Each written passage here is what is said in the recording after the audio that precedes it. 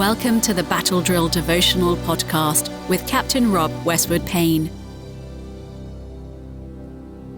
Today is Thursday, the 2nd of March.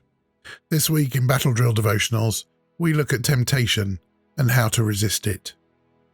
Our Bible reading for this week is Genesis chapter 2 and verses 15 to 17 and chapter 3 verses 1 to 7. Today we're reading from The Voice. The eternal God placed the newly made man in the Garden of Eden in order to work the ground and care for it. He made certain demands of the man regarding life in the garden.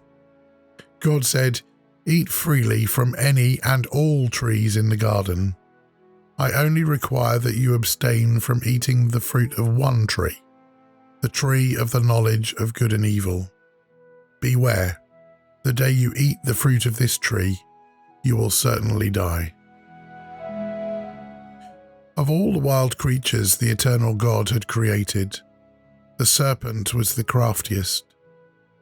The serpent said to the woman, "Is it true that God has forbidden you to eat fruits from the trees of the garden?"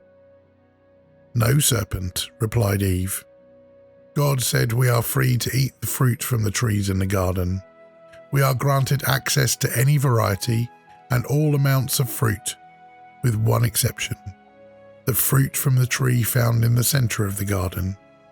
God instructed us not to eat or touch the fruit of that tree, or we would die." "Die?" said the serpent. "No, you'll not die. God is playing games with you. The truth is that God knows the day you eat the fruit from that tree, you will awaken something powerful in you and become like Him, possessing knowledge of both good and evil." The woman approached the tree, eyed its fruit, and coveted its mouth-watering, wisdom-granting beauty. She plucked a fruit from the tree and ate. She then offered the fruit to her husband, who was close by, and he ate as well. Suddenly their eyes were opened to a reality previously unknown.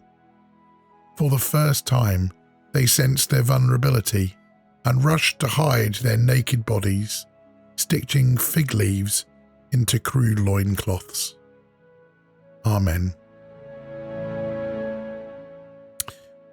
Do you try to keep up with the Joneses?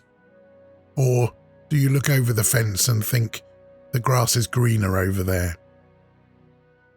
One of Satan's biggest strategies for tempting us to sin is to make us doubt God's goodness to us. That's what he did to Eve. He got her thinking that God was being strict, stingy and selfish by telling her and Adam not to eat from the tree of the knowledge of good and evil. Why would God want to keep their eyes closed and their minds ignorant like that? By introducing this doubt to Eve, Satan succeeded in getting Eve to forget all that God had given her. She lived in a beautiful garden. She could eat from any tree in it except one. God had given her and Adam stewardship over all the animals and plants in the garden, and had encouraged them to multiply over the earth. He was close to them and walked in the garden with them. But suddenly, as Eve focused on what God had forbidden, rather than all that he had given, it wasn't enough. The countless blessings and promises seemed worthless. Satan tries to do the same with us. If he can get us feeling sorry for ourselves, for all we don't have, then he has a chance to persuade us to doubt God and all his goodness to us. The next time that happens, choose to focus on all you do have and thank God for it. When you list everything you're grateful for, you're reminded just how generous and loving God is. That's a fantastic way to resist temptation.